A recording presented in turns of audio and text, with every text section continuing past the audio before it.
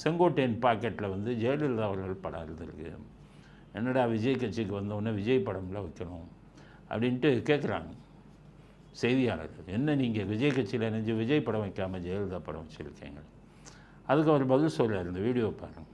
யாரை வேண்டுமானாலும் தங்களுடைய விருப்பப்பட்டவரை படத்தை வைத்துக் கொள்வது ஆட்சேபனையே கிடையாது. படத்தை வச்சு கூட அவங்க சொல்லவே இல்லை. யார் படத்தை வேண்டுமானாலும் வைத்துக் கொள்ளலாம்.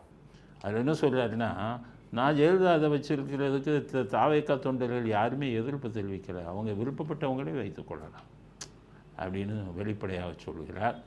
அப்போ கேட்குறாங்க, ஜெயலலிதா ஊழல் இதில் வந்து வழக்கில் தண்டனை வாங்கினவங்க அவங்க இதை வச்சுருக்கீங்களேன்னு. இந்த திமுகவை சேர்ந்தவங்க இதுதான் பொழப்பு.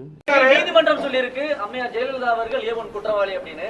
அப்படி இருக்கும்போது அவரை எப்படி தமிழக வெற்றி கழகத்தில் இணைச்சிக்கிட்டீங்க? ஊழல் ஆட்சி அமையும் சொன்னீங்க. அது சார் உங்களுக்கு என்னமோ உலகமாக யோகியர்கள் மாதிரி ஜெயலலிதாவை ஊழல் வழக்கில் உங்கள் ஆட்சியில் இருக்கிற மந்திரி பூரா ஒவ்வொருத்தரும் ஊழல் வழக்கு ஈடின்னு மாட்டிக்கிட்டு இருக்காங்க. இதை விட ஊழல் பண்ணிட்டாரா ஜெயலலிதா? அவருக்கு 63 கோடின்னு போட்டீங்க. 63 கோடின்னு போட்டு என்னத்தை இது பண்ணீங்க? அவர் எந்த சொத்தை வாங்கினாருன்னு நிரூபிச்சிங்க. சசிகலா மேலே இருந்த சொத்து தான் நிரூபணம் ஆகுனது. ஜெயலலிதா அவர்கள் மேலே இருந்த சொத்து வந்து எதுவும் நிரூபணமாச்சா? அவருக்கு சொத்தே வந்து அவங்க லிஸ்ட்டு சொத்தே இருக்குது, சுப்ரீம் கோர்ட்டில் இருக்குது.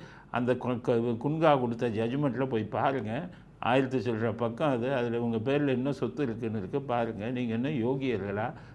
லட்சக்கணக்கான கோடியே வெளிநாடுகளில் முதலீடு பண்ணிட்டு ஜெயலலிதானா ஊழல்னாங்க.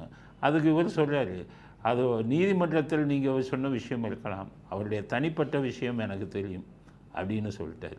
அவருக்கு புது பதவி கொடுத்துருக்காங்க.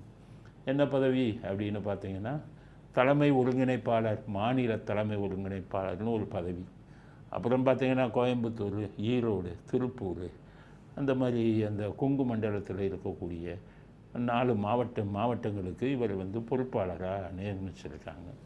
அதனால் தேர்தல் நேரத்தில் அவருடைய அனுபவத்தை வச்சு அவர் நிறைய விஷயங்கள் பண்ணுவார் அப்படிங்கிறது தாவேக்கா தலைவர்களுடைய நம்பிக்கை.